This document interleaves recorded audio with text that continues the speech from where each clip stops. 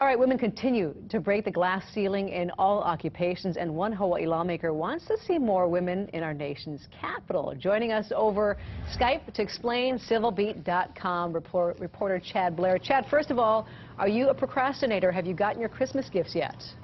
You know, Laura, it would take me a long time to answer that question. All I can say is happy holidays. All right. Okay, we're going to move on because I might be in the same category as you. Colleen Hanabusa, she thinks we would benefit from more women in Congress because she says they know how to work together. Is this a jab at her competitor? Is that what this is?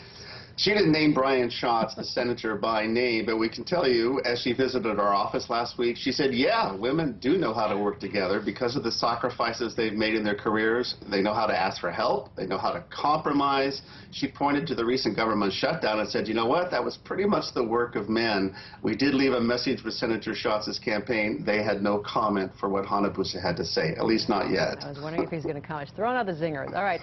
Okay, so the U.S. Senate last week unanimously passed the Native American Memorial Amendments Act of 2013. But this has been around, right? Introduced by one of our senators originally?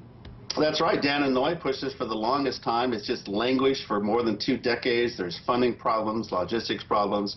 Speaking of Senator Schatz, he reintroduced the bill, and yes, last week the Senate passed it unanimously, already cleared the House. So now it goes to President Obama for his signature. Schatz says this will honor Native Hawaiians, Native Alaskans, and Native Americans who have served in our wars, some going as far back as the Revolutionary War. It'll be on the National Mall in Washington, D.C. Yeah, sounds like good news for us. Okay, so this is something, no doubt, that is going to get people fired up. The Hawaii Department of Agriculture says it's going to cost you guys $1,800 to review public records related to a Kauai investigation. Okay, here we go.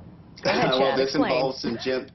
This involves Syngenta, one of the big biotech companies on that island, and we want documents to find out whether pesticide spraying actually sickened the students and faculty at Waimea Canyon Middle School there on the west side. Well, the DOA says they have to redact those documents, take out information that we can't see. That's why it's going to cost so much. Syngenta, meanwhile, doesn't particularly want that information to get out to the public. They think it'll hurt their business interests, but we feel that this is a matter of the state's open record laws, highlights the flaws that we have in our law. So you guys are paying, you're paying for them to take out some of the information.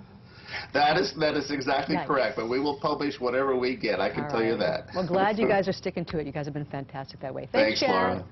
All right, you can find the complete story we discussed on civilbeat.com.